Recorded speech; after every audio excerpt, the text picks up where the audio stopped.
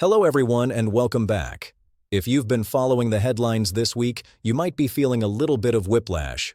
On one screen you see champagne flutes, fancy dinners in Palm Beach, and talk of a 20-point peace plan. It looks like diplomacy. It looks like de-escalation. But if you change the channel, or rather, if you look at the reports that are being buried under the headlines, you see a completely different reality. You see American missiles raining down on Nigeria for the first time. You see airstrikes intensifying in Somalia. You see the U.S. Navy tightening a blockade around Venezuela. We are witnessing one of the most consequential and contradictory weeks in modern American foreign policy. We have a president who campaigned on ending wars, currently launching operations in 3 different corners of the globe without a single vote from Congress. Today we are going to break down this massive disconnect. We're going to look at the peace plan for Ukraine, the shadow wars in Africa, and the legal loopholes being used to bypass democracy. Is this strength, or is this the rise of an unchecked imperial presidency? Let's dive in. Let's begin with the single image that has dominated the global news cycle this week. You've seen it. Former President Trump sitting across from Ukrainian President Volodymyr Zelenskyy. To the casual observer, this looks like standard diplomacy. 2 leaders sitting down to discuss a path forward. Specifically, a massive 20-point peace plan. On the surface, this sounds like the breakthrough the world has been waiting for. Trump explicitly stated to the cameras, "We're getting closer." Those 3 words suggest progress. They suggest an end to the violence. But in geopolitics, what we see is often very different from what is actually happening. To understand the reality, we have to look closer. Not just at the 2 men shaking hands, but at who else is sitting at that table. As pointed out by sharp-eyed analysts this week, if you pan the camera just a few feet to the side, you see a different story. Sitting right there, alongside the president, are advisors and key officials who have a controversial history. These are individuals who have openly expressed admiration for Vladimir Putin in the past.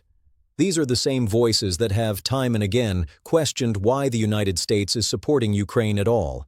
This raises an uncomfortable question. How can a fair deal be negotiated when the mediators themselves have historically aligned with the aggressor? The presence of these figures changes the entire context of the conversation.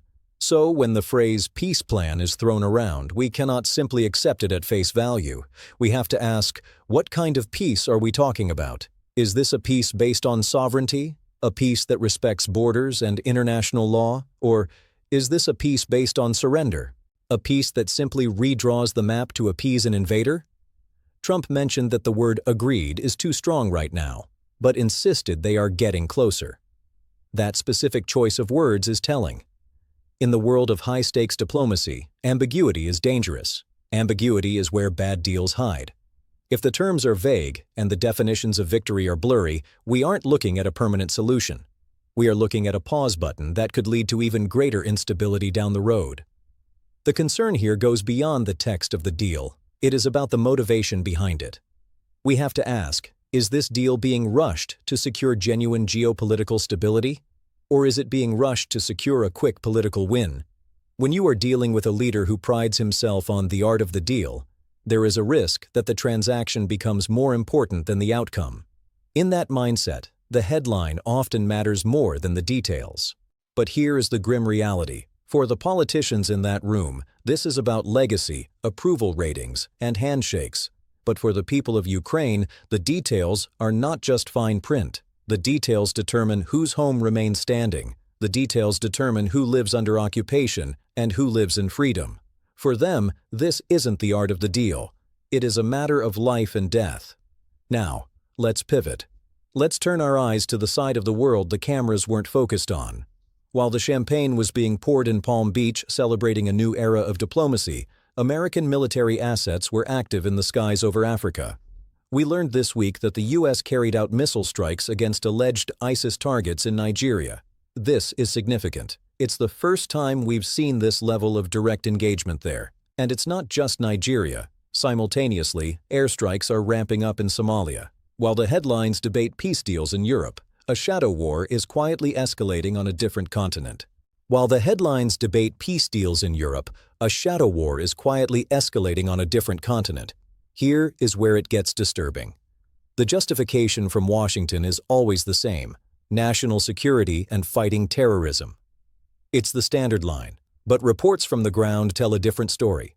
CNN and international watchdogs have reported from the very villages that were struck. They went looking for terrorists, but what are the locals saying? They aren't saying, "Thank you for saving us from ISIS." They are saying, "There is no ISIS here." Let that sink in. We are launching kinetic military strikes in sovereign nations based on intelligence that the local population completely disputes. We are seeing what experts call a dangerous disconnect between rationale and action. You have to ask, why Nigeria? Why now? And more importantly, where is the proof? In the past, when the US launched strikes, there was usually a song and dance about presenting evidence to the public. Now, it's silence, no briefings, no proof, just the strike. It's what analysts are calling the actions of a rogue nation. When you fire missiles into international territories without presenting evidence of an imminent threat, you aren't policing the world. You are arguably violating international law. And the scariest part? Congress didn't authorize a single one of these strikes. There was no vote. There was no debate. Just a silent order, and a new war that nobody voted for. Finally, we cannot close this file without looking ahead to what might be the most consequential meeting of the week. Tomorrow, President Trump is set to sit down with Israeli Prime Minister Benjamin Netanyahu. The agenda on the table is terrifyingly simple. They are there to decide the future of Gaza. Note the phrasing. Not the rebuilding, not the aid, but the future, a blank check to potentially reshape a territory that has already been reduced to rubble. But just like we did with the Ukraine summit, we have to look past the handshake and scrutinize the power dynamics in that room. Consider who is holding the pen. On one side, you have an Israeli government that has moved beyond simple defense rhetoric. Key figures in that coalition are openly discussing the resettlement of Gaza and the permanent displacement of Palestinians. On the other side, you have a U.S. administration that views foreign policy through the lens of transactional alliances. It is a worldview where humanitarian concerns are often treated as obstacles rather than obligations. When these two ideologies meet, the result is rarely compromise. It is usually domination. The most glaring issue, however, isn't who is in the room, it's who isn't. The question we must ask is, who speaks for the people on the ground? In the Ukraine negotiations, for all their flaws, at least President Zelenskyy is sitting at the table. He has a voice.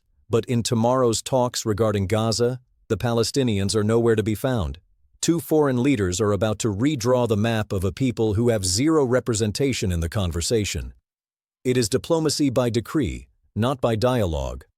When you zoom out, a disturbing mosaic forms. Combine this exclusionary meeting with the ambiguous deal in Ukraine and the secret airstrikes we just discussed in Africa. A clear, undeniable pattern emerges. This is a foreign policy of force first, questions later. It is a doctrine where peace is being used merely as a branding exercise for the cameras, while in the background, far away from the spotlight, the machinery of war keeps churning, unchecked, and unchallenged. So, where does this leave us? We are watching a fundamental shift in how America operates. We have moved from a system of checks and balances to a system of unchecked power. The experts are calling Congress a no-show job. They are asleep at the wheel. Whether it's Republicans who are afraid to criticize the president or Democrats who are powerless to stop him, the result is the same. The American people are paying for wars they didn't vote for. We are bombing villages in Nigeria based on secret evidence. We are blockading Venezuela based on loose labels. And we are negotiating the fate of nations like Ukraine and Palestine behind closed doors. If this is what peace looks like in 2025, we should all be very worried about what war looks like. Thank you for watching. If you think these stories deserve more attention than they are getting on the nightly news, please hit that like button and subscribe. We'll keep digging when others look away. See you in the next one.